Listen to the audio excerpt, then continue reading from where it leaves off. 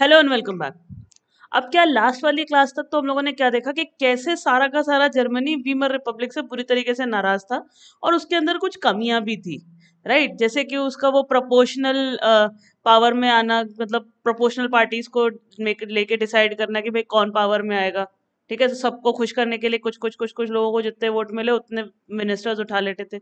और दूसरा जो उन लोगों का ट्रबल था वो था उनका वो जो इमरजेंसी डिक्लेरेशन आर्टिकल 48 वाला। ठीक है, जिसमें सारी की सारी पावर प्रेसिडेंट के हाथ में आ जाती थी, कभी भी उठा के वो अपने सिविल राइट्स को सस्पेंड कर देता था और सब लोगों की पावर खत्म हो जाती थी। इसका फायदा उठाया हिटलर ने। पहले हम हिटलर के बारे में थोड़ा सा जान लेते हैं।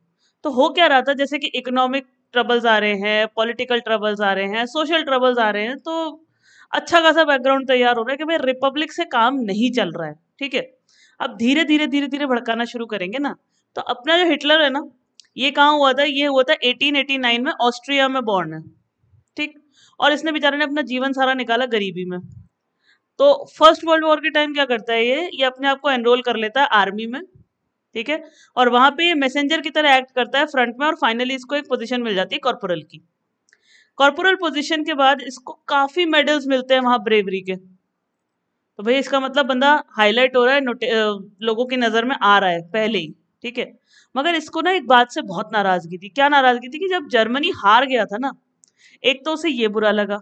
दूसरा क्या हुआ, जो वर्सेल की ट्रिटी थी उससे वो बहुत बुरी तरीके से नाराज था। उसने कहा ये तो चलो हारे तो हारे, हार जीत तो लगी रहती है, लेकिन बेइज्जती करने का क्या मतलब था। वहीं उसने अपने मन में ठान ली कि ये जो मेरे जर्मनी की बेइज्जती हुई है ना, इसको पलट के रहूंगा। तो वो करता है क्या है, 1990 के अंदर वो एक छोटा सा ग्रुप ज्वाइन करता है जो कि था जर्मन वर्कर्स पार्टी। अगर तुम्हें याद हो, रशियन रेवोल्यूशन के टाइम पे वहां पे एक वर्कर्स पार्टी बनी थी, याद हो तो, सोशलिस्ट वर्कर्स पार्टी करके। राइट। अच्छा, ऐसे ही जगह जगह जब इंडस्ट्रियलाइजेशन हो रहे थे ना, तो वर्कर्स पार्टी बनती जा रही थी, तो इसने भी एक वर्कर्स पार्टी ज्वाइन कर ली। अब होता क्या है यहाँ पे, कि इसने धीरे धीरे उसके अंदर अपना ग्रिप स्ट्रॉन्ग किया, किसमें? जर्मन वर्कर्स पार्टी में। और फाइनली ये उस पोजीशन पे पहुंच गया जहां इसने उस पार्टी का नाम ही बदल के national socialist German workers party रख दिया। राइट। तो और यही पार्टी बाद में जाके नाजी पार्टी कहलाई। ठीक है, अभी होता क्या है, 1923 के अंदर हिटलर ने प्लान किया कि यार जैसे हम ये बोल्शेविक्स ने रशिया में तख्ता पलट किया था ना, वैसा ही कुछ, मतलब इसने वैसा नहीं सोचा, पर हाँ, थॉट कुछ इस तरीके का ही था कि हम तख्ता पलट कर देंगे, यानी कि वो पावर को सीज करेंगे।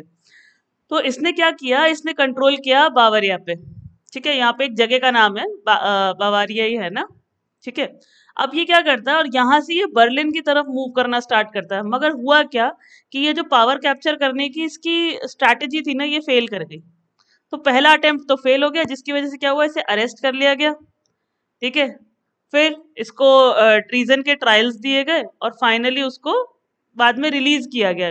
कुछ जो सजा पूरी हो चुकी थी उसके बाद रिलीज किया, लेकिन पहले अरेस्ट कर लिया गया था। तो होता क्या है यहाँ पे, कि अब जो नाजी थी ना, वो पूरी तरीके से 1930 में मोबिलाइज नहीं कर पाई थी अभी भी, कि वीमर रिपब्लिक को वीक करने की कोशिश कर रही थी। वो बहुत इजी नहीं था, वैसी बात है, वो लोग भी तो कुछ ना कुछ मेथड लगा ही रहते। जो पावर में बैठा होता है वो कुछ ना कुछ तो करने की कोशिश करेगा ही सही, कि है ना वो पावर में बना रहे। तो वो लोग ने, उन लोगों ने क्या किया, इनको रिप्रेस कर दिया। इनका जो भी मोशन था, ये आया था सीज करने के लिए पावर।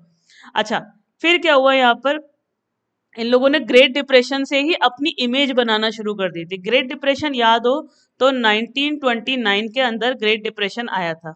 राइट, ये लिखा भी है, मेंशन भी है, देखो। ये क्या हुआ था, जब ग्रेट डिप्रेशन आया ना 1929 में, तो सबसे भारी नुकसान हुआ, बैंक्स कोलैप्स कर गए। ठीक है, पहला चीज ये हुआ। फिर बिजनेसेस जो थे वो शट डाउन हो गए, लोगों की नौकरियां चली गई, लोगों ने अपनी जॉब्स खो दी। और क्या हो गया, जो मिडिल क्लास थी उनको थ्रेटन करने लगे, और वो डिस्ट्रीब्यूशन में चली गई, मतलब बहुत बुरी हालत में, बिल्कुल सब लोग डिप्रेशन में, समझ में नहीं आ रहा कि कैसे करेंगे, सर्वाइवल कैसे होगा, कुछ भी समझ में नहीं आ रहा है। इसका फायदा उठाया नाजी पार्टी ने।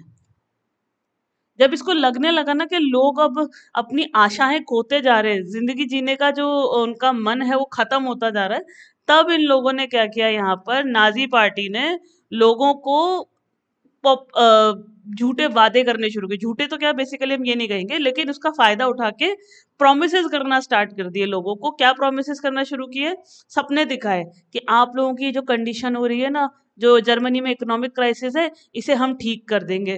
फिर आप लोगों के जो बैंक्स कोलैप्स हुए हैं, इस इकोनॉमी को हम वापस लेकर आएंगे। आपके जो बिजनेसेस शट डाउन हुए हैं, इसे हम दोबारा से रीस्टार्ट करवाएंगे। जिन लोगों की नौकरियां चली गई उन्हें फिर से नौकरी दी जाएगी, ये वो करके उन लोगों को कन्विंस कर रहे थे। तो यही पार्टी जिसको 1928 के अंदर 2.6% वोट मिले थे सिर्फ, वो 1932 तक आते आते लार्जेस्ट पार्टी बन गई विद 37% ऑफ वोट्स, क्योंकि यहाँ प्रोपोर्शनलिज्म चलता था।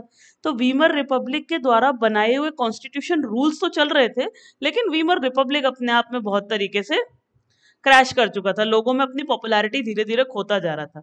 अच्छा, मैंने अभी अभी आपको बताया कि हिटलर जो क्या था, वो बहुत ही पावरफुल स्पीकर था। मतलब जब वो बोलना शुरू करता था ना, तो वो ऐसे वर्ड्स यूज करता था कि लोग उसकी बातों से लिटरली कन्विंस हो जाते थे। उसने क्या प्रॉमिस किया, उसने कहा कि मैं एक स्ट्रांग नेशन बनाऊंगा। लोग पहले ही नाराज है, क्यों? क्योंकि उन लोग, जर्मनी की इकोनॉमिक कंडीशन खराब है, सोशल कंडीशन खराब है, पॉलिटिकल की तो वैसे ही बैंड बजी हुई है, उसी का तो फायदा उठा रहा है ये। अच्छा, जो वर्सेलिस की ट्रीटी साइन हुई थी ना, उसकी वजह से जर्मनी की बहुत बेइज्जती हुई थी, बहुत इंसल्ट हुई थी। तो लोग पहले ही चाह रहे थे कि किसी ना किसी तरह तो बदला लेंगे और दोबारा से खड़े होकर दिखाएंगे लोगों के सामने कि हम चाहे कितना भी हमें तोड़ने की कोशिश की गई हो, हम स्ट्रांग हैं। तो यहाँ क्या किया इसने, इसने लोगों को वो उम्मीद दिखाई, वो होप दी, क्या दी? कि यार हम है ना एक स्ट्रांग नेशन बनाएंगे। फिर ये क्या करेगा, इनजस्टिस जो हुआ है ना वर्सेलिस की ट्रीटी में, ठीक, उसको मैं पलट दूंगा। मैं कोई वर्सेलिस की ट्रीटी नहीं मानता, देखना एक दिन जर्मनी सबसे ऊंचा खड़ा होगा। फिर ये डिग्निटीज रिस्टोर करेंगे जर्मन पीपल की। भाई जो वर्सेली की ट्रीटी थी और जो हार गए थे, तो ऑब्वियसली बात है ना, जब कोई हार जाता है तो उसके लिए ऊपर जिंदगी भर के लिए दाग लग जाता है तुम तो हारे थे, ठीक है, ऐसी वाली बात हो जाती है। तो जर्मन्स का जो क्या था, उनका जो प्राउड था, अपने ऊपर जो प्राइड था वो चला गया था। तो अपने ऊपर कॉन्फिडेंस खो चुके थे। तो वो वापस लाने की जो होप थी, वो हिटलर ने दी इन लोगों को। इसने क्या बोला, इसने एक प्रॉमिस और किया कि मैं एम्प्लॉयमेंट भी जनरेट करूंगा, और साथ ही साथ मैं ये इंश्योर करूंगा कि यूथ जो है उनका फ्यूचर सिक्योर रहे, मतलब आगे आने वाली जो पीढ़ियां हैं वो भी काम करें और जर्मनी एक अच्छा खासा नेशन बन के सामने खड़ा होगा। उसने ये तक बोल दिया कि जो फॉरेन इन्फ्लुएंसेस हैं उनको तो मैं खत्म ही कर दूंगा, पहली चीज, ठीक है, जो कि जर्मनी को आगे नहीं बढ़ने दे रहा ना, वो फॉरेन इन्फ्लुएंस तो मैं खत्म कर दूंगा, पहली बात। दूसरा काम मैं क्या करने वाला हूँ कि जो कॉन्स्पिरेसीज करते हैं ना जर्मनी के अगेंस्ट, उन्हें भी खत्म कर दूंगा, ठीक है। ये सारे प्रोमिसेस कर करके उसने इतना लोगों को पंप अप कर दिया, बूस्ट कर दिया, कि लोगों को लगने का लगा यार यही मसीहा है। मतलब हमारी जो बेइज्जती हुई है ना, हम जो इस डिस्ट्रेस वाली कंडीशन में है ना, जहाँ पे हमारे पास खाने के लिए नहीं है, हमारे पास काम नहीं है, हमारी कोई गवर्नमेंट भी ठीक से नहीं चल रही है, ठीक है, तो उनको लगने लगा यार यही मसीहा है और ये जो कर रहा है ना, ये हमें सिचुएशन से निकालेगा। अच्छा, हिटलर ने ना बहुत अच्छे से फिगर आउट कर रखा था कि भीड़ को अपनी तरफ करना कैसे है। क्या किया था हिटलर ने बेसिकली, हिटलर ने ना अपनी पॉलिटिकल एक एजेंडा जिसे बोलते हैं ना, उसमें उसने क्या कर रखा था, उसने रिचुअल्स और spectacle of mass mobilization follow करता था, मतलब पावर, स्पेक्टिकल ऑफ पावर करता था। क्या करता था, देखो समझो। रिचुअल्स का मतलब क्या होता है कि उसने अपने सिंबल्स बनाए, पहली चीज, कि ये मेरा नाजी पार्टी का सिंबल है। तो नाजी पार्टी का जो सिंबल था, वो था रेड बैनर विद द स्वास्तिक। तो अगर आप यहाँ देखोगे ना, ये देखो, ये इस तरीके का दिखता है, ये वो रेड बैनर है और इसके बीच में व्हाइट कलर के सिंबल में स्वास्तिक का सिंबल है, ठीक है। तो इस तरीके का सिंबल उसने अपनी पार्टी के लिए तैयार किया, पहली चीज। दूसरा उसने क्या किया, उसने रिचुअलाइज्ड राउंड ऑफ अप्लॉजेस करे, उसने सल्यूट तैयार किया एक तरीके का, कि सल्यूट का भी एक तरीका होगा, मतलब हर एक का एक रिचुअल बना दिया। तो क्या होता है ना, जब बहुत सारे लोग एक ही तरीके की चीज को करते हैं ना कलेक्टिवली, तो उनमें ना एक टुगेदरनेस की और एक यूनिटी की फीलिंग आती है, राइट। वो होने लगा था कहाँ पर, नाजी पार्टी इस तरीके से काम कर रही थी, ये होने लगा था जर्मनी में। तो इस तरीके से ना लोग अपने आप को हिटलर से कनेक्ट करने लगे थे। उनको लगने लगा था कि ये जो कह रहा है ना, ये हमें होप्स दिखा रहा है ना, ये पूरी करेगा, राइट। और स्पेक्टिकल ऑफ पावर में वो क्या करता था, वो लोगों को ये दिखाता था कि भाई मैं किसको कब राइट्स किसी के भी छीन सकता हूँ, किसी को भी कभी भी इम्प्रिजनमेंट दे सकता हूँ, किसी को भी कभी भी डिटेन कर सकता हूँ, किसी को भी डिपोर्ट कर सकता हूँ। ये सब चीजें वो कर रहा था यहाँ पे। फिर क्या होता है ना, ये जैसा मैंने आपको बताया कि हिटलर के बारे में सबको लगने लगा था। नाजी पार्टी ने लिटरली एक प्रोपोगंडा चलाया कि हिटलर को मसीहा जैसा प्रोजेक्ट करना शुरू कर दिया, यानी कि यही वो सेवियर है जो कि लोगों को उनकी डिस्ट्रेस की सिचुएशन से निकालने के लिए लाया है। ठीक है, ये आया ही इसीलिए। अब हिटलर ने कैसे अपने आप को प्रोमिनेंटली पावर में खड़ा किया, ये बहुत इंपॉर्टेंट है। देखो होता क्या है कि 30 जनवरी 1933 के अंदर जो प्रेसिडेंट थे ना हिंडनबर्ग, उन्होंने एक पोजीशन ऑफर की हिटलर को। वो क्या थी? चांसलरशिप। ये हाईएस्ट पोजीशन होती थी कैबिनेट मिनिस्टर की। ठीक है, यानी एक तरीके से आप होम मिनिस्टर ही हो गए, आप प्राइम मिनिस्टर के जस्ट बाद वाली पोजीशन। ठीक है, एक होम मिनिस्टर ही हो गए एक तरीके से। तो हिटलर को ये पोजीशन मिल गई। अब हिटलर ने क्या किया? हिटलर ने सोचा यार किसी ना किसी तरह ना ये अपनी पावर यहाँ पे, चांसलरशिप तो मिल गई है नो डाउट, लेकिन अब मुझे क्या करना है कि मुझे अपने वाले लोगों को, जो नाजी वाले लोग ना, जो नाजी सपोर्टर्स है, उनको धीरे धीरे धीरे धीरे यहाँ इस असेंबली में लाके बिठाना है, उनकी जगह बनानी है और बाकी सबको किनारे करना है। ये करना शुरू किया जब उसने, और पावर एक्वायर कर ली, ठीक है, हिटलर ने, तो उसने क्या शुरू किया? अब उसने डिसमेंटल शुरू कर दिया किसका? डेमोक्रेटिक स्ट्रक्चर का।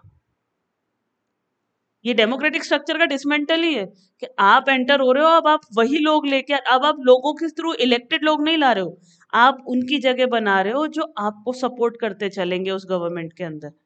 ये पहला उसका अटेम्प्ट था डिसमेंटलिंग द पावर ऑफ, और sorry, dismantling the structure of democracy. इसके बाद आगे क्या होता है? ऐसे काम चल नहीं रहा, लोग अभी भी, लोगों को ये दिखाना जरूरी है कि सारी पावर मेरे हाथ में। वहां पे ना एक इंसिडेंट होता है, कहाँ पे? रिश्टैग के अंदर। रिश्टैग में क्या होता है? एक मिस्टीरियस फायर ब्रेक होती है, मतलब सडनली वहां की पार्लियामेंट में एक आग लगती है, जर्मन पार्लियामेंट के अंदर। और फेब्रवरी के अंदर जो आर्टिकल 48 है उसका फिर से यूज होता है। और फाइनली फायर डिक्री की वजह से 28 फरवरी 1933 को इनडेफिनेट सस्पेंड हो जाता है सिविक राइट्स का। जैसे कि फ्रीडम ऑफ स्पीच खत्म कर दी, अब कोई किसी से कुछ कह नहीं सकता। फ्रीडम ऑफ प्रेस खत्म कर दी, प्रिंटिंग बंद हो गई। फ्रीडम ऑफ असेंबली खत्म कर दी। ठीक है, और यही वीमर रिपब्लिक ने गारंटी कर रखा था, तो ये हो गया। तो वीमर रिपब्लिक ने जो रूल बनाए थे वो उन्हीं पे उल्टे पड़ गए। अब हिटलर ने इसी चीज का फायदा उठा लिया। उसने क्या फायदा उठाया? उसने जितने भी कम्युनिस्ट थे ना, वो उसके आर्क एनिमीज थे, मतलब पक्के प्रॉपर एनिमीज, उसके अपोजिशन से बैठता था पार्टी में, लेकिन अपोजिशन में तो थे कम्युनिस्ट। उनको जमा किया, उनको पकड़ा और उन्हें कंसंट्रेशन कैंप्स में भेज दिया, मतलब अरेस्ट करके लिटरली भेज दिया। फिर अगर आप यहां देखोगे उसने नेक्स्ट काम यहां पर क्या किया है, ठीक है, ऑन 3 मार्च 1933 एक एनेबलिंग एक्ट पास कराया उसने। ठीक है, अच्छा ये वाला जो पार्ट है इसके अंदर ज्यादा कुछ नहीं है, उसमें सिर्फ ये बताने की कोशिश की है कि जो कम्युनिस्ट थे उनके ऊपर जो रिप्रेशंस आए थे वो बहुत सीवियर थे। मतलब आप ऐसे समझ सकते हैं कि इनके यहाँ एक जगह थी डसलडॉर्फ करके, ठीक है, उसकी पॉपुलेशन 500,000 थी। उसमें से जब इन लोगों ने कैप्चर करे थे ना लोग, जब क्या बोलते हैं उसको, अरेस्ट करे थे लोग, तो 808 अरेस्टेड फाइल्स में से सिर्फ 1440 तो कम्युनिस्ट अकेले थे। ये कंडीशन थी। ठीक है, हालांकि एक बहुत छोटा टारगेट है, 52 टाइप के विक्टिम्स उनके टाइम में प्रोसिक्यूट हुए थे, जिसमें से ये भी एक थे, मतलब कम्युनिस्ट वाले जो थे वो भी एक थे। अब अच्छा हम आगे देखते हैं हुआ क्या है यहाँ पे कि 3 अप्रैल 1933 में जो फेमस एनेबलिंग एक्ट है वो पास हो गया। अब इसकी वजह से क्या हुआ? इस एनेबलिंग एक्ट की वजह से सारी की सारी डिक्टेटरशिप की पावर अब हिटलर के हाथ में आ गई और जर्मनी में डिक्टेटरशिप एस्टेब्लिश हो चुकी है। अब क्योंकि सारी पावर हिटलर के हाथ में है तो हिटलर तो अपना फायदा निकालेगा। ठीक है, नाउ उसने पार्लियामेंट को साइडलाइन कर दिया और अपना रूल खड़ा कर दिया। उसने कहा जब जो मैं कहूंगा वही होगा, यानी मेरा वचन ही है शासन वाली बात आ गई थी। अच्छा, फिर करता क्या यहाँ पे कि जितनी पॉलिटिकल पार्टीज हैं वो, और जितनी भी ट्रेड यूनियंस हैं, सबको उठा के बैन कर दिया।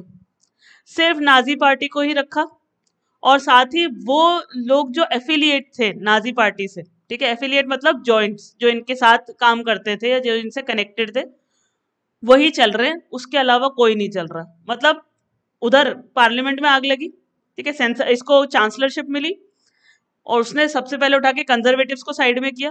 फिर एक फायदा उसका क्या हो गया, एक उसके मतलब फेवर में क्या एक इंसिडेंट हो गया कि पार्लियामेंट में सडनली आग लगी, मिस्टीरियस सिचुएशन में आग लगी, पता नहीं कैसे लगी, आज तक नहीं पता। पर जैसे ही वो आग लगी, आर्टिकल 48 यूज हुआ और इनडेफिनेट टाइम पीरियड के लिए सिविक राइट्स को सस्पेंड कर दिया गया। वही आर्टिकल 48 यूज किया। तो सिविक राइट्स को जब सस्पेंड किया गया तो उसके अंडर ना सेंसरशिप्स लगना शुरू हो गई, बल्कि बैन कर दिया गया। क्या हो गया कि आप असेंबली नहीं कर सकते, मतलब 4-5 लोग जमा होकर बात नहीं कर सकते, ठीक है। फिर प्रेस नहीं हो सकती, फ्रीडम ऑफ स्पीच सब खत्म कर दिया, ठीक है। यहाँ तक उसका फायदा चल ही रहा था। फिर उसने क्या किया, जो कम्युनिस्ट थे उन लोगों को पकड़ा और उठा के कंसंट्रेशन कैंप्स में जमा कर दिया। अब इन लोगों को कंसंट्रेशन कैंप्स में क्यों डाला गया? देखो कंसंट्रेशन कैंप्स क्या थे, जहां पे लोगों को आइसोलेशन में रखा गया था और उन्हें डिटेन किया जाता था without due process of law. मतलब कोई कारण नहीं है, बस बंद किया, उठा के ले गए और एक जगह पटक रखा है, जबरदस्ती बंद करके पटका हुआ साइड में कोने में। तो उसने क्या किया, अपने कंजर्वेटिव्स हटा दिए, कम्युनिस्ट हटा दिए, अब कौन बचा? नाजी। और बाकी जो छोटी मोटी बची पार्टी थी तो उसने बोल दिया नाजी पार्टी के अलावा बाकी सारी पॉलिटिकल पार्टी बैन हो गई हैं और सिर्फ हमारे जो नाजी पार्टी चल रही है वही चलेगी। और ट्रेड यूनियंस भी खत्म कर दी, ट्रेड यूनियंस भी बैन हो गई हैं। अच्छा, ये सब उसने कैसे किया? एक एनेबलिंग एक्ट पास कराया था 3 मार्च 1933 में, ठीक है। ऐसे करके उसने लिटरली सारा का सारा डेमोक्रेसी का स्ट्रक्चर बिगाड़ दिया। अच्छा, अब होता क्या है कि स्ट्रक्चर तो बिगाड़ दिया, लेकिन लोग तो कोशिश करेंगे ना कि यार अपोज करने की, कि भाई वापस से सिचुएशन पहले जैसी हो जाए, ठीक है। अच्छा, उसने क्या किया, इकोनॉमी, मीडिया, आर्मी और जुडिशरी, इन सब पे कंट्रोल कर रखा। अब इकोनॉमी पे कंट्रोल स्टैब्लिश कर दिया तो पैसा हाथ में, मीडिया पे कंट्रोल कर दिया, पब्लिसिटी अपन की होगी, आर्मी पे कंट्रोल कर दिया, ज्यादा बोलेगा तो लटका दिए जाओगे, और जुडिशरी पे कंट्रोल कर दिया, कोई मेरे अगेंस्ट बता ही नहीं सकता मैं सही कर रहा हूँ, गलत कर रहा हूँ, क्या कर रहा हूँ, सारा कंट्रोल अपने हाथ में, ठीक है।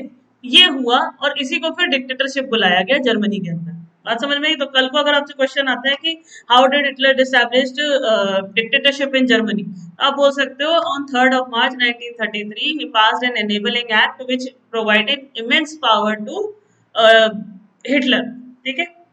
और उसमें उसने क्या किया, अंडर द एनेबलिंग एक्ट कैसे किया? उसने सबसे पहले तो कंट्रोल एस्टैब्लिश किया इकोनॉमी पे, मीडिया पे, आर्मी पे और जुडिशरी पे। प्लस उसने बाकी सारी अपार्ट फ्रॉम नाजी बाकी सारी की सारी पॉलिटिकल पार्टीज और ट्रेड यूनियंस को सस्पेंड कर दिया। ये आपके बहुत इजी क्वेश्चन है, बढ़िया बन सकते हैं, ठीक है। अच्छा, इसके बाद क्या करने लगा वो कि अब उसे चेक और कंट्रोल रखना था लोगों पे। तो अब उसने क्या करना शुरू किया, उसने सर्विलेंस करवाना शुरू कर दिए, सिक्योरिटी फोर्सेस जो थी वो भी उसके कंट्रोल में थी। तो अब वो कर क्या रहा था बेसिकली यहाँ पे, कि लोगों को पुलिसिंग के थ्रू और आर्मी के थ्रू कंट्रोल कर रहा था। कैसे कंट्रोल कर रहा था? कि उसने कुछ special surveillance and security forces create करी थी ताकि वो पूरी तरीके से सोसाइटी में अपना कंट्रोल बना सके, ठीक है। मतलब कोई भी चीज उसकी मर्जी के बिना होनी ही नहीं चाहिए किसी भी तरीके से। तो होता क्या है यहाँ पे कि पहले ही ऐसा है क्या, यूनिफॉर्म फिर वहां कोई पुलिस वुलिस एग्जिस्ट करती नहीं थी? नहीं, वहां पे क्या थी, ऑलरेडी पुलिस एग्जिस्ट करती थी। लेकिन इसके अलावा भी उसने क्या किया, देखो ये स्ट्रॉन्ग ट्रूपर्स बुलाए जाते थे वहां की पुलिस, ठीक है। इसके अलावा भी उसने गेस्टेपो बनाए। गेस्टेपो कहते हैं, ये थे सीक्रेट स्टेट पुलिस। पता नहीं लग रहा है, लेकिन क्या करेंगे, ये बस तुम्हें देखेंगे कि ये तुम्हारे बीच में घुले मिले रहेंगे, ठीक है। और जैसे इन्होंने देखा कि कोई नाजी पार्टी के अगेंस्ट बोल रहा है, पकड़ के जेल में ले जाएंगे। ये इन लोगों का काम था, द एसएस। और फिर जो प्रोटेक्शन स्क्वाड थी ये भी आई, ठीक है। फिर criminal police and security service, इस तरीके की नई नई इसने फोर्सेस और सर्विलेंस फोर्सेस को जिसे कहते हैं क्रिएट किया था, ठीक है, ताकि उसका पूरा कंट्रोल रहे अपनी पॉपुलेशन पे। इसके बाद वो क्या करता है, एक एक्स्ट्रा कॉन्स्टिट्यूशनल पावर मिली थी उसको, ठीक है, किसको? न्यूली ऑर्गेनाइज्ड फोर्स को, ठीक है, जो कि नाजी ने ही दी थी उसे। क्यों दी गई थी ये पावर? अब आप ध्यान से सुनना। क्या होता था कि कोई भी पुलिस होती है ना, उसके पास एक पावर होती है। क्या पावर होती है? कि आप जब किसी को अरेस्ट कर रहे हो ना, तो अरेस्ट करने के बाद आपको पहले उसको लॉ के अगेंस्ट प्रेजेंट करना पड़ता है, प्लस उसे बताना पड़ता है आपको कि है ना इसको किस रीजन से अरेस्ट किया गया। लेकिन इन लोगों ने जो अपनी ऑर्गेनाइज्ड फोर्स थी, मतलब जो स्पेशल फोर्स क्रिएट करी थी, इनको बस पावर दे रखी थी, पकड़ो और बस ले जाओ, डाल दो जेल में। कोई जरूरत नहीं है जुडिशरी को देखने की, कोई जरूरत नहीं है कुछ भी डिस्कस करने की, मतलब बस अरेस्ट किया और ले गए। कई बार तो रीजन नहीं पता होता था, बस उन्होंने देखा, उनको लगा कि भाई आपने अपोज किया है, आपने नाजी के अगेंस्ट कोई भी एक एक्ट करने की कोशिश की, कहीं से भी फील हुआ तो बस वो आपको पकड़ते थे और ले जाके सीधा सीधा जेल में। अच्छा, इनफैक्ट इन लोगों के तो गेस्टेपो टॉर्चर चैम्बर्स भी हुआ करते थे। इनके हत्थे चढ़ गए ना तो बहुत खतरनाक कंडीशन होती थी। ये लोग क्या करते थे, इन लोगों को ले जाते थे और गेस्टेपो के चैम्बर्स, टॉर्चर चैम्बर्स होते थे, वहां पे बड़ी बुरी तरह टॉर्चर किया जाता था। हाथ पैर बांध दिए, आंखें पे पट्टी बांध दी और बस खड़ा करके रखा हुआ है, और फिर उस चैम्बर के अंदर जहरीली गैसें डाल देते थे ताकि लोग मर जाते थे। इसके अलावा ये लोग क्या करते थे, यहाँ पर कंसंट्रेशन कैंप्स भी हुआ करते थे, जहाँ पे लोगों को बस पकड़ के जमा करके रख दिया जाता था। और कई बार तो इतनी बुरी हालत होती थी कि आप उसको मतलब ऐसे समझ लीजिए कि भूखा रखा जा रहा है, सोने नहीं दिया जा रहा, अलग अलग तरीके से टॉर्चर करते थे, प्यासा रखा जा रहा है, और जो नया नया टॉर्चर हो सकता है वो सब उनके साथ किया जाता था, मतलब टोटल इनह्यूमन बिहेवियर उनके साथ होता था। ठीक है। और जब अरेस्ट होते थे ना, कोई लीगल प्रोसीजर नहीं होता था। मैंने बताया ना आपको कि ये जो स्पेशल पावर्स उनको दी गई थी ना, ये वाली, ये एक्स्ट्रा कॉन्स्टिट्यूशनल पावर्स, ठीक है, ये न्यूली ऑर्गेनाइज, वो यही थी कि भाई आप अरेस्ट करो और बस उठा के या तो गेस्टेपो टॉर्चर चैम्बर में ले जाओ या कंसंट्रेशन कैंप्स में ले जाओ, ये करते थे यहाँ पे। और ये जो पुलिस फोर्स थी, उसने पहले क्या होता था, पुलिस से लोग लिटरली जस्टिस के लिए उनके पास जाते थे, लेकिन अब लोग पुलिस से डरने लगे थे। क्यों? क्योंकि अब उनके काम करने के तरीके में ना बहुत ही ज्यादा इनह्यूमन काइंड ऑफ बिहेवियर आ गया था, जिसको उन लोगों ने इम्प्योरिटी कह के बुलाना शुरू कर दिया कि अब जो ये पुलिस है ना, ये वैसी नहीं रही कि ये लोगों की मदद कर रही है, उल्टा ये लोगों की ट्रबल्स का ज्यादा कारण बन रही है, प्रॉब्लम्स ज्यादा बढ़ा रही है। ठीक है, ये होने लगा था। अच्छा, इसके बाद क्या होता है यहाँ पे, ये तो था उसका डिकंस्ट्रक्शन, उसने डिकंस्ट्रक्ट तो कर दिया, लेकिन अब वो बना क्या रहा था, कोई भी चीज तोड़ी गई है तो अब उसकी जगह अपनी मर्जी की चीज बनाई जाएगी। तो उसने रिकंस्ट्रक्शन भी किया उस सोसाइटी का। किसका? जर्मन सोसाइटी का, with the help of Nazi. क्या करना शुरू किया, देखो, हिटलर ने सबसे पहले ना इकोनॉमी पे फोकस किया। उस इकोनॉमी पे फोकस करने के लिए उसने रिस्पॉन्सिबिलिटी असाइन करी इकोनॉमिक रिकवरी के लिए। किसको? उनका एक इकोनॉमिस्ट था, हेल्मर सैच। तो हेल्बर्ट सैच को जब इकोनॉमिक रिकवरी के लिए कहा गया, तो जो हेल्बर्ट सैच था वो अपने काम में बहुत प्रोमिनेंट था, और उसने क्या शुरू किया, उसने एक फुल प्रोडक्शन स्टार्ट किया with full employment through a state funded work creation program. ये आपको याद रखना पड़ेगा भाई, इसका कोई ऑप्शन नहीं। ठीक है। तो इसमें करता क्या है, वो कुछ पैसा लिया गया, और कुछ पैसा लेने के बाद अब जो आपका इकोनॉमिस्ट है वो कर क्या रहा है, देखो, वो सबसे पहले आपकी कनेक्टिविटी ठीक करने का काम कर रहा है। क्यों? क्योंकि अगर आपकी कनेक्टिविटी ठीक होगी तो आपके साथ ट्रेड करना इजी पड़ेगा जर्मनी के साथ। तो सबसे पहले वो क्या करता है कि जो फेमस जर्मन हाईवे था उसका डेवलपमेंट इसने करवाया, ये एक प्रोजेक्ट उठा लिया। दूसरा उसने क्या किया कि जो पीपल्स कार थी वोक्सवैगन, उसके प्रोडक्शन में लग गया ये। तो ये दो काम इन लोगों ने करना शुरू किए। तो अब इससे क्या हो रहा है, जर्मनी में एटलीस्ट लोगों को काम मिल रहा है, लोगों इंडस्ट्री सेटअप हो रही है, और ट्रेड बढ़ रहा है। ठीक है, क्योंकि चीजें बाहर भी जा रही हैं और आप इंपोर्ट भी कर रहे हो रॉ मटेरियल को, और फिनिश्ड गुड को एक्सपोर्ट भी करते चल रहे हो। हिटलर की जो फॉरेन पॉलिसी थी, फिर उसको क्या क्विक सक्सेस मिलने लग गई। कैसे? फॉरेन पॉलिसीज में क्या था, उसको तो ये मन था ना कि मेरा जो भी जर्मनी है वो दोबारा से अपनी जो खोया हुआ उसकी रिस्पेक्ट है वो उसे वापस मिल जाए, प्लस जो खोया हुआ लैंड है ना वो भी वापस मिल जाए। तो अब वो करता है क्या, इसके अंदर सबसे पहले अपने आप को लीग ऑफ नेशन से बाहर निकाल लेता है। कह रहा मैं अब लीग ऑफ नेशन का हिस्सा नहीं हूँ। 1933 में वो ड्रॉप कर जाता है इस बात से। ठीक है। जैसे ही अपने आप को बाहर निकाला, फिर वो बढ़ता है किसकी तरफ? राइनलैंड की तरफ, कि ये राइनलैंड जो था ना, ये जर्मनी का ही हिस्सा था, तो अब मैं इसे रीऑक्यूपाई करूंगा। तो वो रीऑक्यूपाई लिटरली उसे कर भी लेता है 1936 के अंदर। फिर वो क्या करता है, फिर वो ऑस्ट्रिया और जर्मनी को 1938 के अंदर रीइंटीग्रेट कर देता है। और क्या स्लोगन देके कहता है कि जब हम सब एक हैं तो हमारा एम्पायर भी एक ही होना चाहिए और हमारा लीडर भी एक ही होना चाहिए। तो आप सब लोग एक हो, आपका एक ही एम्पायर होना चाहिए, और लीडर भी एक ही होना चाहिए। ठीक है। और ये एम्पायर वो क्रिकेट वाला एम्पायर नहीं, ये साम्राज्य वाला एम्पायर है। ठीक है बेटा। अच्छा, अब क्या हो रहा है यहाँ पे कि फिर ये मूव करता है जर्मन स्पीकिंग जगहों पे, ठीक है। और वो कौन सी जगह थी? वो थी सुडेंटेनलैंड। कहाँ पर? चेकोस्लोवाकिया के अंदर। और वहां पे ये सारी की सारी कंट्री को वहां से भी कैप्चर कर लेता है। मतलब पहले गया तो खाली जर्मन स्पीकिंग रीजन में था, लेकिन फिर वो पूरी की पूरी कंट्री कैप्चर कर लेता है उठा के। अब क्या हो रहा है यहाँ से कि जब भी ये सब चल रहा था ना हिटलर का, तो उस समय में ना उसको एक अनस्पोकन सपोर्ट मिला हुआ था। किसका? इंग्लैंड का। मतलब कर क्या रहा है बेसिकली कि दिख रहा है गलत कर रहा है, ठीक है, तो रोक भी नहीं रहे हैं। इसका मतलब क्या है कि आप सपोर्ट ही कर रहे हो। जब आप क्या होता है किसी बात के लिए डिसएग्री नहीं करते हो ना, तो बाय डिफॉल्ट आप एग्री कर चुके हो, ऐसा मान लिया जाता है। तो वही यहाँ पे होने भी लगा था। तो इंग्लैंड को भी ये लगता ही था कि यार जर्मनी के साथ ना जो वर्साइल्स की ट्रीटी हुई थी ना, जो वर्डिक्ट हुआ था, वो बहुत हार्श रहा है यार, ऐसा होना नहीं चाहिए था। तो अब जब हिटलर कुछ कर रहा था तो उन लोगों को लग रहा था ठीक है, कर रहा है तो सही कर रहा है। बेसिकली इतनी बेइज्जती हुई भी थी। तो ये जो क्विक सक्सेसेस मिल रही थी ना इसको, इसकी वजह से लोगों को लगने लगा था कि अब ना देश का भविष्य किसी दूसरी डायरेक्शन में जा रहा है, और अब ना जर्मनी से ज्यादा पावरफुल कोई नहीं निकल के आने वाला है। ये सबको लगने लग गया था ऑलमोस्ट ऑलमोस्ट। हिटलर ने फिर क्या किया यहाँ पे कि भाई वॉर करता चला गया। वो तो मान ही नहीं रहा ना, उसको तो ये लग रहा है कि सारी की सारी जगह है जो सब मैं ऑक्यूपाई कर लूंगा। इसमें ना हिटलर को अब सैश समझा रहा है। क्या कह रहा है कि आप जो इतना सारा हेवीली इन्वेस्ट कर रहे हो ना ये रीआर्ममेंट्स के अंदर। रीआर्ममेंट्स मतलब क्या होता है बेसिकली? जब आप आर्मी, आप बहुत सारे आर्टिलरीज, आप अपने हथियार खरीद रहे हो, तो सारा पैसा इसके अंदर जा रहा है, ठीक है। तो सैच उसको समझा रहा था कि ये मत करो। अभी आपका जो स्टेट है अभी भी फाइनेंशियली डेफिसिट कंडीशन के अंदर चल रहा है, अभी धीरे धीरे हम उठ रहे हैं। तो आपको जो पैसा आ रहा है ना, आप उसको आर्मी पे खर्च करने की जगह आप उसको अपने देश में और इंडस्ट्रीज और टेक्नोलॉजी को डेवलप करने में वहां लगा दो। लेकिन वही सीधी सी बात है कि जो कॉन्शियस पीपल है उनका नाजी पार्टी में कोई काम ही नहीं था। तो उन्होंने सैश को बोल दिया, हिटलर ने, भाई तेरे को जितना काम दिया था ना उतना कर, बाकी का बीच में मत बोल।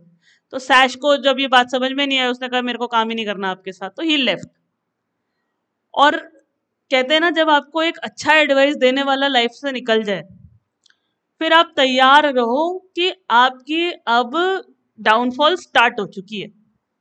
क्यों? क्योंकि जब आपको अगर एक या दो लोग भी टोकने वाले हैं या समझाने वाले होते हैं ना लाइफ में, तो इजी रहती है चीजें, राइट? क्यों? क्योंकि सही गलत कुछ भी एटलीस्ट कहीं से डिस्कशन तो होगा, कोई तो बात निकल के आएगी। लेकिन जब कोई भी नहीं होता ना आसपास, तो जरिए खत्म हो जाते हैं भगवान के भी, कि किसी ना किसी तरीके से इसको ये समझा दिया जाए कि जो हो रहा है वो गलत हो रहा है, या जो तुम कर रहे हो वो गलत कर रहे हो। सैश उसकी यहाँ हेल्प किया करता था बेसिकली, अच्छा खासा दोस्त था, इकोनॉमिस्ट था, बढ़िया, ठीक है। तभी उसको ये इतने ट्रस्ट के साथ उसने कहा था कि जर्मन की इकोनॉमी तुम बढ़ाओगे, ठीक है। लेकिन हुआ क्या कि सैश की भी बात नहीं सुनी। उसको लगने लगा था कि मैं जितने भी टेरिटरीज एक्वायर कर लूंगा ना, तो उनके रिसोर्सेज से ही मैं अपनी जर्मनी की इकोनॉमी डेवलप कर लूंगा। तो उसने क्या शुरू किया, उसने सोचा कि जो असली तरीका है ना वो वॉर ही है। और वो करता क्या है, वो अपने अगले वॉर की तरफ आगे बढ़ता है, और बस यही उसकी सबसे बड़ी गलती हो गई यहाँ पे। वो हम अब यहाँ देख लेते हैं कि हुआ क्या था। देखो, उसको क्या लगने लगा था कि जो भी इकोनॉमिक क्राइसिस है वो मैं वॉर के थ्रू संभाल लूंगा, ठीक है। जब मैं किसी भी कंट्री को इन्वेड करूंगा, ठीक, उसे कैप्चर कर लूंगा, और कैप्चर करके वहां के रिसोर्सेस जर्मनी में भेज दूंगा, और जर्मनी फ्लरिश करेगा। यही सोच रहा था वो। तो वो करता क्या है कि जब वो रिसोर्सेज एक्यूमुलेट कर रहा था, कैसे? टेरिटरी एक्सपैंड करके। मैंने अभी अभी आपको ये बताया कि वो टेरिटरी इसीलिए एक्सपैंड कर रहा था ताकि रिसोर्सेज एक्यूमुलेट होता है। तो वो 1939 के अंदर पोलैंड पे अटैक कर देता है, और पोलैंड पे अटैक करने की वजह से एक वॉर शुरू हो जाता है जर्मनी का फ्रांस और इंग्लैंड के साथ। तो जो इंग्लैंड अभी तक मुंह बंद करके बैठा हुआ था ना, वो अब सपोर्ट में आ रहा है फ्रांस के साथ, ठीक है। तो जब पोलैंड पे अटैक हुआ तो फ्रांस और इंग्लैंड मिलके लड़े। होता क्या है, सितंबर में 1914 के अंदर एक त्रिपार्टी पैक्ट साइन होता है, किसमें? जर्मनी के अंदर, इटली में और जापान में। ये त्रिपार्टी पैक्ट करती क्या है बेसिकली? इसने कहा था कि जब जब जर्मनी को सपोर्ट की जरूरत पड़ेगी हम आगे आएंगे, अपना सपोर्ट एक्सटेंड करेंगे जर्मनी के लिए, ठीक है भाई। क्या हुआ, इसकी वजह से हिटलर और स्ट्रेंथन हो गया बिल्कुल ही। उसने कहा बस अब तो टेंशन ही खत्म, अब तो अपन ही अपन है, जिससे मर्जी मारेंगे, जिसको मर्जी लड़ेंगे, सारा का सारा यूरोप अपना। तो वो करता क्या है कि 1914 में हिटलर अपनी पावर के एकदम टॉप पे था, he was at the pinnacle of its power, मतलब उसको ऐसा लगने लगा था बस अब तो अपुनिच भगवान है, ठीक है, वो वाली कंडीशन आ गई थी। लेकिन कहते हैं ना कि घमंड तो रावण का भी नहीं रहा, तो बेचारे हिटलर का कैसे रह जाता। अब होता क्या है हिटलर ने कि जब अपनी पावर बढ़ा रहा था ना, तो एक मूव उसने गलत ले लिया। उसने क्या किया, ईस्टर्न यूरोप कॉन्कर करना चाहता था हमेशा से, तो इस बार उसने क्या कर दिया ताकि फूड सप्लाई रह सके, और फूड सप्लाई ईस्टर्न में क्यों, अच्छा अब ये याद करो, ईस्टर्न यूरोप के पास रशिया पड़ता है, और वहां रशिया का याद हो तो रशियन रेवोल्यूशन में मैंने पढ़ाया था कि 85% of the population was involved in agriculture. चाहे इंडस्ट्रियलाइजेशन हो भी गया हो तो भी 60% तो फिर भी इन्वॉल्व थी एग्रीकल्चर के अंदर। अच्छा खासा फूड रिसोर्स मिलता। वो चाह रहा था कि अब जर्मनी को फूड रिसोर्स अच्छे से मिल जाए तो मैं ईस्टर्न यूरोप को कैप्चर कर लेता हूँ, क्योंकि वहां मैक्सिमम लैंड पड़ा है जहां पे अच्छे से कल्टीवेशन होता है। और यही उसकी सबसे बड़ी गलती थी। उसने क्या किया, उसने सोवियत यूनियन पे अटैक कर दिया 1941 में, बस खत्म, यहां से हिटलर टूट गया, बस हो गया हिटलर का। क्या हुआ यहाँ पे, ये उसका एक सबसे बड़ा ब्लंडर हो गया, जिसकी वजह से अब जर्मनी में ना वेस्टर्न की साइड से ब्रिटिश की एरियल बॉम्बिंग कर रहा था उसके ऊपर, और ईस्टर्न साइड से पूरी तरीके से सोवियत आर्मी ने पटक पटक के पीटा। तो अब क्या हुआ, अब जर्मनी दो तरफ से पिटा। कहां से पिटा, पहला तो वो पिटा ईस्टर्न साइड से, ठीक है, सोवियत आर्मी ने मारा, और दूसरा वो पिटा वेस्टर्न साइड से, ब्रिटिशर्स ने बॉम्बिंग करी। तो अब जर्मनी दोहरी मार खा रहा था। और तो और जो सोवियत रेड आर्मी थी ना, याद करो रेड आर्मी किससे बुलाया जाता था, रेड्स ग्रीन्स वाइट्स, रेड्स होते थे बोल्शेविक्स, ग्रीन्स होते थे सोशलिस्ट रेवोल्यूशनरी पार्टी, और वाइट्स होते थे जो कंजर्वेटिव्स होते थे। आप अगर रशियन रेवोल्यूशन नहीं पढ़ा है ना, तो इसकी चैनल पे आपको रशियन रेवोल्यूशन की भी वीडियो मिल जाएगी, प्लेलिस्ट है पूरी की पूरी 9th की हिस्ट्री की, आप जाइए जाके उसको पढ़िए। और कोई भी इंसान ना, मैं अच्छा मैं यही बता दे रही हूँ ताकि आगे जाके और थोड़ा कलेश ना हो जाए तुम्हारे साथ। देखो अगर तुम ये सोच के चल रहे हो ना, पहला चैप्टर है तो ठीक है, दूसरा है ठीक है, तीसरा है ठीक है, ये अलग अलग है, ये नहीं है हिस्ट्री के अंदर। हिस्ट्री क्या पूरी की पूरी एसएसटी में नहीं है। जो तुम हिस्ट्री में पढ़ रहे हो वो तुम्हें सिविक्स में दिखाई देगा, जो सिविक्स में पढ़ रहे हो उसका ही एक जिसे कहते हैं ना एक झलक तुम्हें उसकी ज्योग्राफी में दिखाई देगी, वहीं उसको यूज करके इकोनॉमी में दिखा दिया जाएगा। तो आप इसको ये मत समझ के पढ़ना कि ये अभी पढ़ लेता हूँ वो पीछे पढ़ लूंगा, नहीं, आप स्टार्टिंग से पढ़ो। सारे लेक्चर मैंने इसके अंदर डाले हैं, आप पढ़िए उनको, देखिए आराम से, और आपको एक एक चीज समझ में आएगी, बिकॉज लाइन बाय लाइन मैंने एनसीईआरटी एक्सप्लेन करने की कोशिश करी है। फिर भी अगर कोई शिकायत तुम्हें रह जाए तो वहाँ कमेंट सेक्शन आपके लिए खुला हुआ है, आप लिखो बाकायदा, मेरे से जितना हो सकेगा मैं आपकी ग्रीवेंसेस और डाउट्स को क्लियर आउट करने की कोशिश करूंगी, ठीक है। तो आपसे रिक्वेस्ट है मेरी कि अगर आप directly Nazism and rise of Hitler देख रहे हो तो कुछ चीजें ऐसी हैं जो आपको डायरेक्टली समझ में नहीं आएंगी जब तक आप फ्रेंच रेवोल्यूशन और रशियन रेवोल्यूशन नहीं पढ़ोगे। तो मेरी रिक्वेस्ट है कि प्लीज इसी चैनल पे आप जाके देख लेना, ठीक है, ताकि आपको ये अच्छे से समझ में आ जाए। और बहुत इजी है, बहुत बहुत प्यारा किस्सा चल रहा है एक तरीके से, कि इसके बाद क्या हुआ, फिर ये हुआ, फिर ये हुआ, तो ये अलग अलग चीजें चल रही हैं यहाँ पे। चलो, तो होता क्या है यहाँ कि जो रेड्स आर्मी है उसने इतनी बुरी तरीके से हराया, और इतना ह्यूमिलिएट मतलब इतनी गंदी बेइज्जती करके जर्मनी को की जो आर्मी थी उसको इतनी बुरी तरीके से पीटा, और पीटते पीटते उसे बर्लिन तक घसीटते हुए ले गए, ठीक है। उन्हें तब तक वहां तक लेकर गए, उनका पीछा नहीं छोड़ा, उनकी मतलब उनको हाउंडिंग करते रहे, हाउंडिंग मतलब तब तक पीटते रहे बुरी तरीके से उन लोगों को, जब तक वो लोग रिट्रीट करके बर्लिन तक नहीं पहुंच गए। इतनी बुरी बेइज्जती। तो ये जो किया था ना सोवियत के साथ, ये नहीं करना चाहिए था।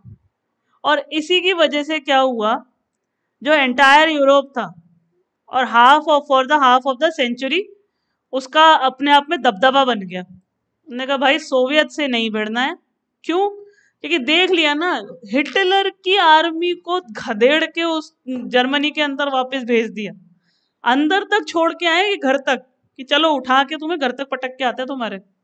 मतलब पीटा तो सही, मारा तो सही, ये तो बेइज्जती हुई हुई, और उठा के घर तक भी पटक के ले, आ मत जाना दोबारा।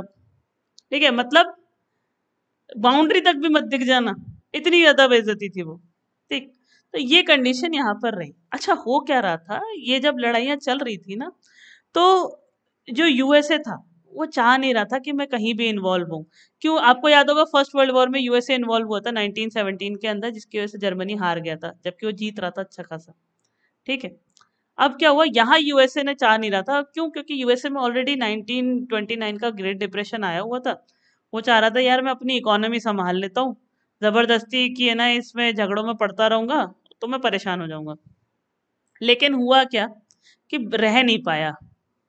क्यों नहीं रह पाया, बेसिकली हो क्या रहा था, जो जापान था ना वो अपनी पावर एक्सपैंड कर रहा था ईस्ट में, और उसने क्या किया, उसने फ्रेंच इंडो चाइना ये कॉरिडोर ऑक्यूपाई कर लिया। इसकी वजह से यूएसए पूरी तरह बौखला गया। क्यों बौखला गया, क्योंकि अब ना यूएस के नेवल बेस पे अटैक का रिस्क आ रहा था, और हुआ भी वही कि यूएसए का नेवल बेस था पैसिफिक के अंदर, जिसको जापान की एक्सटेंडेड सपोर्ट की मदद से हिटलर ने वहां बॉम्ब मार दिया। तो अब जो पर्ल हार्बर पे अटैक हुआ ना यूएस के नेवल बेस पे, बस फिर यूएसए ने कहा ये मेरे को छेड़ना नहीं था, बस तुम्हें ये नहीं करना था, कर दिया है। तो अब सेकेंड वर्ल्ड वॉर के अंदर फिर यूएसए भी आ गया। और यूएसए ने लड़ाई कैसे खत्म करी, उसने 1945 के अंदर सबसे पहले तो हिटलर को तो डिफीट किया ही किया था, वो तो ठीक है, लेकिन यूएसए ने किया क्या, यूएसए ने बॉम्ब गिरा दिया हिरोशिमा पे जापान में, और वहीं से फिर हिटलर की कहानी खत्म हो गई। तो ये जो हुआ था ना सेकेंड वर्ल्ड वॉर के अंदर, यहां पर इसकी वजह से अब नाजी पार्टी का कंट्रोल जा चुका है, क्योंकि जर्मनी हार चुका है, तो सरेंडर करना पड़ेगा। सरेंडर करेंगे तो सारे काले चिट्ठे खुलेंगे, सारे कच्चे चिट्ठे खोल दिए जाएंगे कि आपने किया क्या है लोगों के साथ। तो जब वो कच्चे चिट्ठे खुल के सामने आए ना, तब पता लगा कि भाई साहब ये तो बुरी हालत करके रखे हुए, किसी को भी उठा के कंसंट्रेशन कैंप में डाल देते हैं, किसी को भी उठा के गेस्टापो टॉर्चर चेम्बर के अंदर डाल देते हैं। और उस किसी में भी स्पेसिफिकली जूस को टारगेट कर रहे थे, जिप्सीज को टारगेट कर रहे थे, पॉलिश लोगों को टारगेट कर रहे थे, पोलैंड की जो पॉपुलेशन है पॉलिश लोगों को टारगेट कर रहे थे। इनफैक्ट अपने खुद के जर्मन्स को भी नहीं छोड़ रहे थे। और उन जर्मन्स में किन को टारगेट कर रहे थे लोग, ये टारगेट कर रहे थे फिजिकली और मेंटली क्रिपल्ड लोगों को। और ऐसा प्रोपोगेंडा फैलाया हुआ था दिखाने के लिए कि यार हम तो इनकी मदद कर रहे हैं, कि ये लोग है ना जिस बॉडी में है ये बेचारे बंधे हुए हैं, कैप्चर्ड है, हम इन्हें इससे फ्री कर रहे हैं। ठीक है, अब इसी की वजह से जो नाजी पार्टी के मेंबर्स थे वो डरे हुए थे कि अब जो ट्रिब्यूनल बना था ना उस टाइम पे, जब ये लोग वर्ल्ड वॉर सेकेंड हार गए थे, जिसने इन लोगों को प्रोसिक्यूट किया था नाजीज को, तो उन लोगों को भी ये डर लग रहा था कि ये अब हमारे साथ वैसा ही बिहेव करेंगे जैसा हम लोगों ने इनके साथ किया है, जूस के साथ, जिप्सीज के साथ, पॉलिश के साथ, क्योंकि सब कुछ खुल के आएगा ना सामने कि कर क्या रहे थे बिहेवियर। ठीक है, तो इस डर के मारे हेलमेट के फादर ने अपने आप को गोली मार ली थी। ये रीजन था कि स्टार्टिंग में हम पढ़ते हैं ना कि हेलमेट के फादर बात कर रहे थे कि यहाँ पर मैं खुद सुसाइड कर लूं या तुम सबको जान से मार दूं। वो ये कारण था बेसिकली, ये हुई थी सारी की सारी कहानी। अब ना हम आगे ये जरूर, अभी भी ना कहानी के कुछ पहलू बाकी है कि आखिर नाजी पार्टी बेसिकली कर क्या रही है। हमें ये पता लगा कि कंसंट्रेशन कैंप्स में डाल देती थी, हमें ये पता लगा कि गेस्टेपो टॉर्चर चैम्बर्स थे, but how they were actually torturing. तो उनकी जो कहानी है ना कि कैसे उन्होंने टॉर्चर किया, कैसे उन्होंने जर्मनी को पूरी तरीके से मोल्ड करने की कोशिश की, कैसे उन्होंने जेनेटिकली चेंजेस लाने की कोशिश की, एक फालतू की उनकी सूडो जेनेटिक थ्योरी चल रही थी, जिसमें उन लोगों को लग रहा था कि खाली नॉर्डिक आर्यंस ही जर्मन्स हैं और उन्हीं को इस कंट्री में रहने का हक है और वो बहुत स्ट्रांग रेस है, तो प्योर रेस है तो वही रहनी चाहिए, इससे है ना हमारी कंट्री स्ट्रांग रहेगी। और यही वो करते भी थे। फिर क्या करते थे कि कोई भी क्रिपल्ड या मेंटली इल या फिजिकली इल कोई चाइल्ड अगर बॉर्न भी होता था तो उसे जान से मार दिया जाता था। हम वो पढ़ेंगे अगले लेक्चर के अंदर। Till then stay tuned. और यार लाइक वाइक कर दिया करो, तुम देखते हो ना, लाइक करो ना सब्सक्राइब करो, समझ में नहीं आ रहा कि चक्कर क्या है। कर दो यार, चलो, हैव अ गुड डे।